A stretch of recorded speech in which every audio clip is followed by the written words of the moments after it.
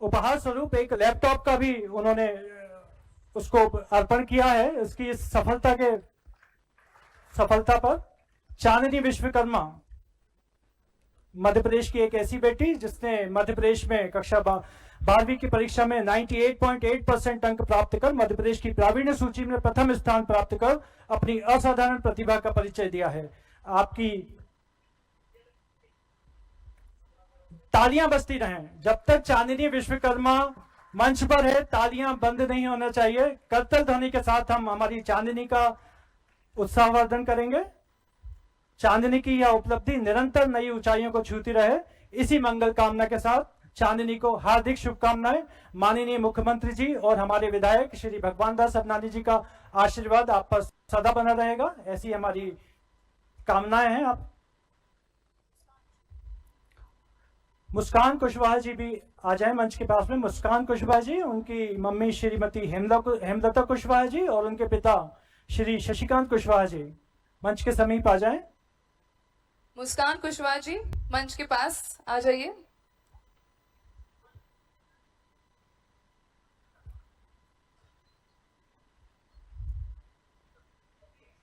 मुस्कान कुशवाहा, पिता शशिकांत कुशवाहा जी और उनकी मम्मी हेमलता कुशवाहा जी मंच पर आ जाए जी। मुस्कान कुशवाहा के साथ साथ अदिति मट्टा भी रेडी रहे। मुस्कान कुशवाहा के बाद अदिति जी भी प्लीज मंच के पास रहें।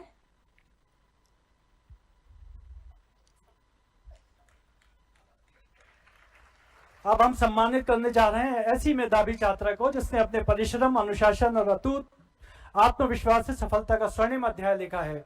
कुमारी मुस्कान कुशवाहा ने मध्य प्रदेश माध्यमिक शिक्षा मंडल की हाई स्कूल परीक्षा में 98.8% अंक प्राप्त कर भोपाल की प्रावीण्य सूची में प्रथम स्थान प्राप्त कर अपने परिवार और अपने विद्यालय का गौरव बढ़ाया है।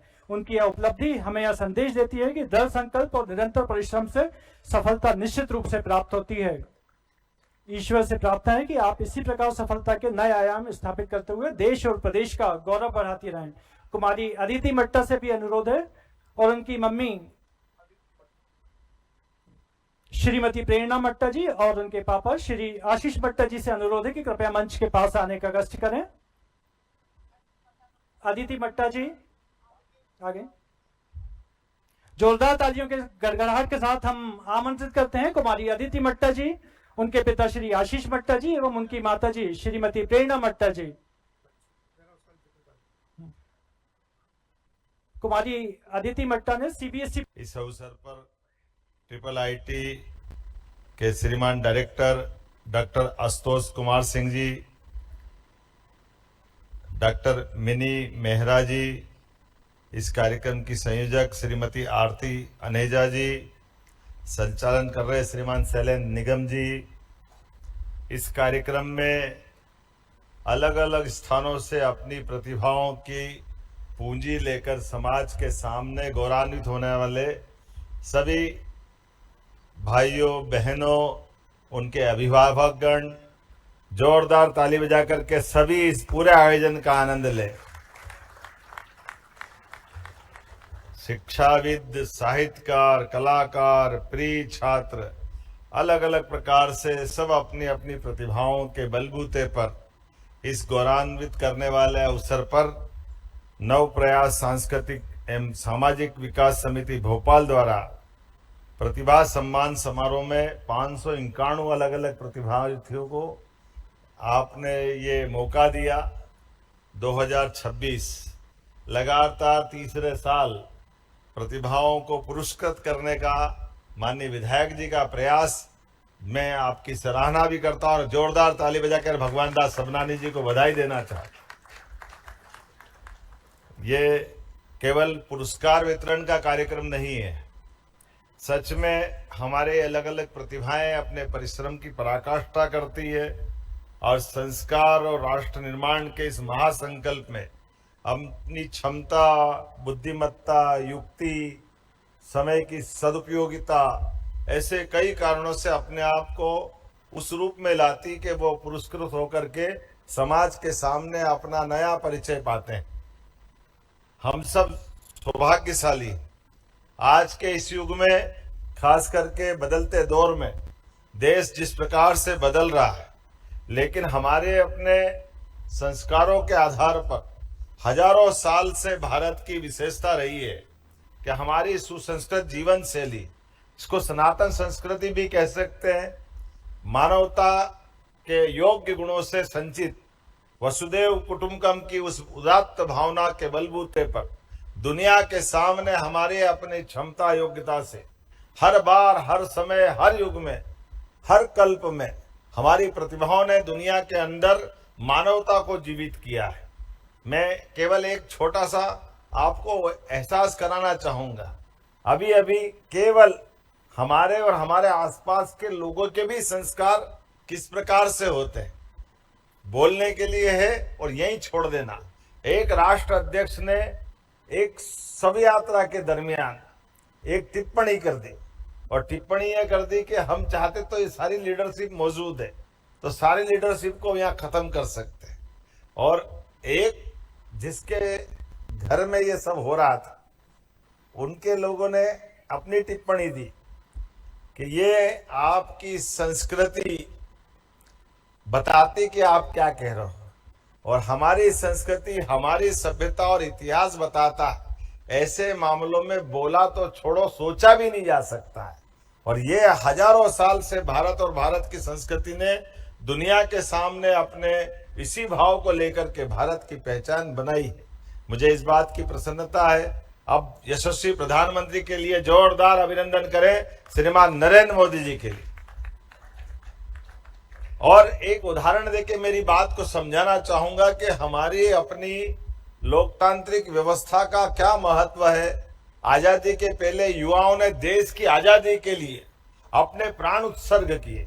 भगत सिंह, चंद्रशेखर आजाद से लेकर नेताजी सुभाष चंद्र बोस तक। नेताजी सुभाष चंद्र बोस को इसलिए कोट कर रहा हूं, वो व्यक्तित्व वो है जिन्होंने अंग्रेजों के उस भ्रमजाल को तोड़ा। उस समय आईएएस के बजाय आईसीएस की एग्जाम होती थी, और आईसीएस की एग्जाम में वर्तमान के 72 भारत के सहित अफगानिस्तान, पाकिस्तान, बांग्लादेश, भूटान, बर्मा, नेपाल, ये समेकित रूप से एग्जाम होती थी, और उसमें उनने टॉप किया था 1923 में।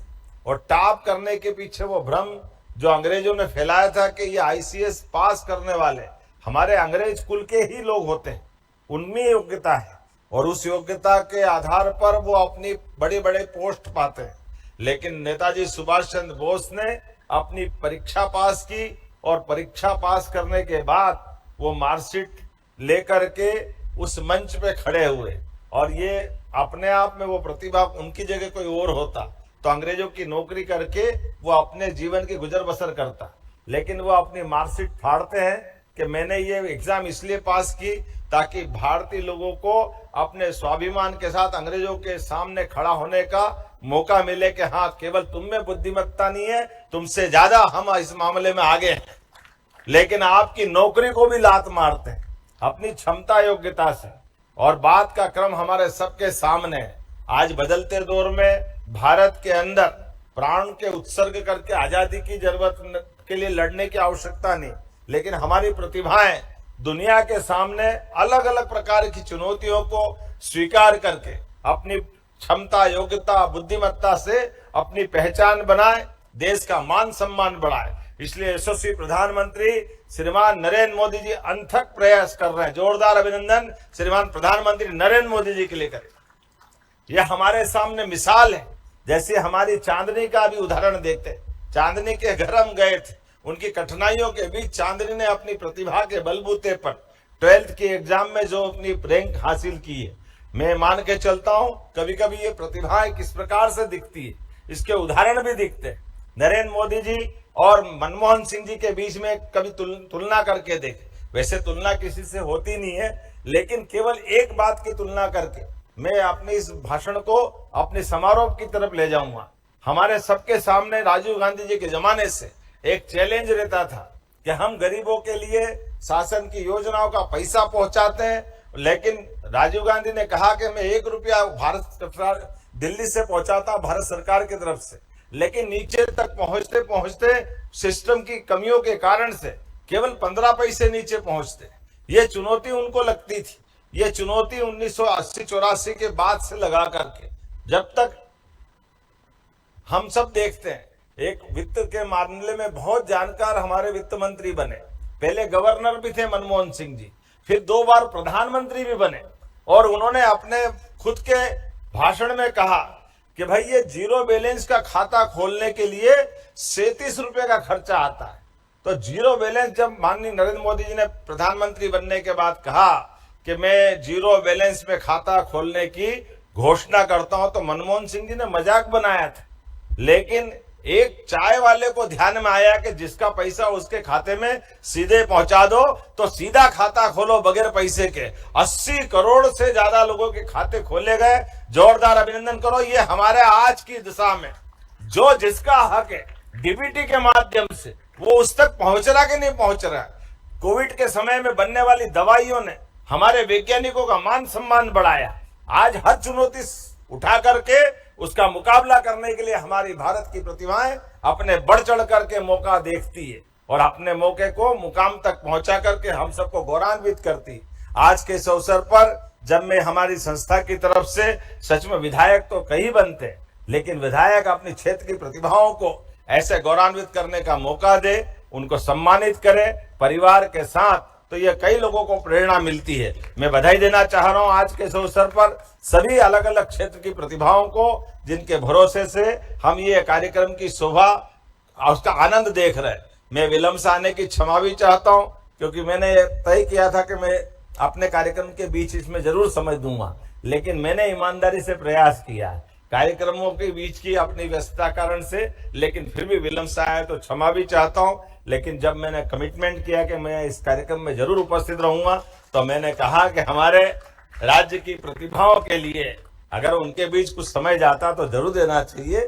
लेकिन मैं आपके इस पूरे आयोजन के लिए अपनी बधाई भी देता हूं, और जिन लोगों के साथ हमने सम्मानित होकर फोटो खिंचवाया, आपके इस कार्यक्रम में सहभागी हुए, उनके साथ साथ केवल उतना ही नहीं, मैं पूरे ही 500 कितने 91 उनके सबके लिए शुभकामना दे रहा हूं, और उम्मीद करता हूं वो अपने सपनों को पंख लगा करके आसमान की अनंत ऊंचाई तक आगे उड़े और अपने मुकाम को हासिल करे।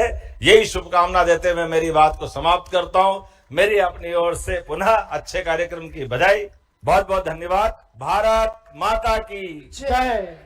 बहुत बहुत धन्यवाद आदरणीय मुख्यमंत्री जी। और अब मैं विनम्रता पूर्वक आपसे अनुरोध करता हूं कि कृपया कुछ क्षण प्रदान कर सभागार में